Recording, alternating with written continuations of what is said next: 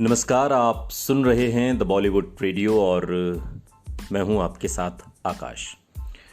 दोस्तों, ये कहानी PS1 की है जिसकी हाल के दिनों में खूब चर्चा हो रही है।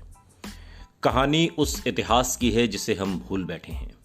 भारत पर 1500 साल राज करने वाले राजवंश की कहानी है PS1। हिंदी और तमिल फिल्मों के डायरेक्टर मणिरत्नम की नई फिल्म PS1 यानी कि पोन्नियन सेल्वन 1 शुक्रवार यानी कि 30 सितंबर को रिलीज हो गई। इस फिल्म को Ponniyin Selvan the son of Ponni नामक एक पॉपुलर नॉवेल के आधार पर बनाया गया है और तमिल के लेखक कल्की ने इस ऐतिहासिक ड्रामा को लिखा है। नॉवेल में जिक्र है चोल एम्पायर का, चोल वंश का, जिसे लेकर कहा जाता है कि वो दुनिया में सबसे लंबे समय तक शासन करने वाला राजवंश था। हालांकि सैकड़ों सालों तक राज करने के बाद भी आज लोग चोल वंश के बारे में इतना नहीं जानते। और ऐसे में आइए आपको आज के इस पॉडकास्ट में बताते हैं आखिर चोल वंश का इतिहास क्या था। दरअसल लोग इस बात से बेखबर हैं कि भारत के दक्षिणी हिस्से पर सत्ता चलाने वाला पहला राजवंश चोल राजवंश ही था। इसने 3री शताब्दी तक अपना राज्य स्थापित कर लिया था।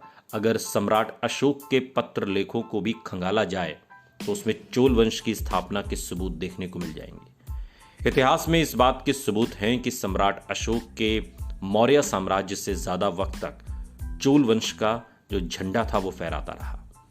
चोल राजवंश को लेकर कहा जाता है कि इसने भारत में 1279 ईस्वी तक राज किया था और इस तरह से 1500 सालों तक राज करने वाला यह राजवंश बना।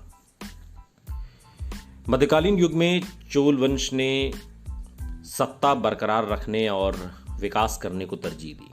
शुरुआती राजाओं ने किसी तरह अपनी सत्ता को बनाए रखा और फिर आगे आने वाले राजाओं राजा राज चोल और राजेंद्र चोल ने साम्राज्य को विस्तार देना शुरू किया और देखते ही देखते चोल राजवंश ने तमिल क्षेत्र की ओर अपने विस्तार को बढ़ाने के साथ ही दक्षिण पूर्व में स्थित कलिंग को भी अपने कब्जे में कर लिया।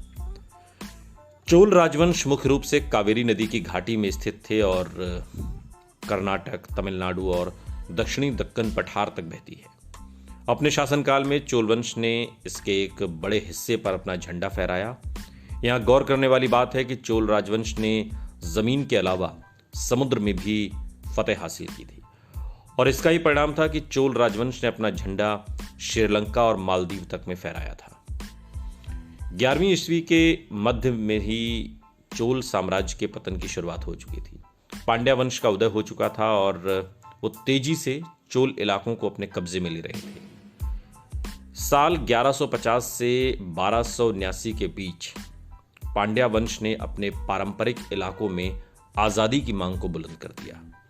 अपनी मांगों को लेकर पांड्या वंश ने हमला करना भी शुरू कर दिया और यह सिलसिला सन 1279 में अंतिम चोल सम्राट राजेंद्र तृतीय की हार तक चलता रहा। पांड्या वंश के हाथों सम्राट राजेंद्र तृतीय को मिली हार के साथ ही चोल राजवंश खत्म हो गया और इसी पर मणिरत्नम ने PS1 बनाई है। PS1 की एक और खासियत है और वो खासियत है फिल्म में काम कर रही ऐश्वर्या राय। सुनते रहिए द बॉलीवुड रेडियो, सुनता है सारा इंडिया।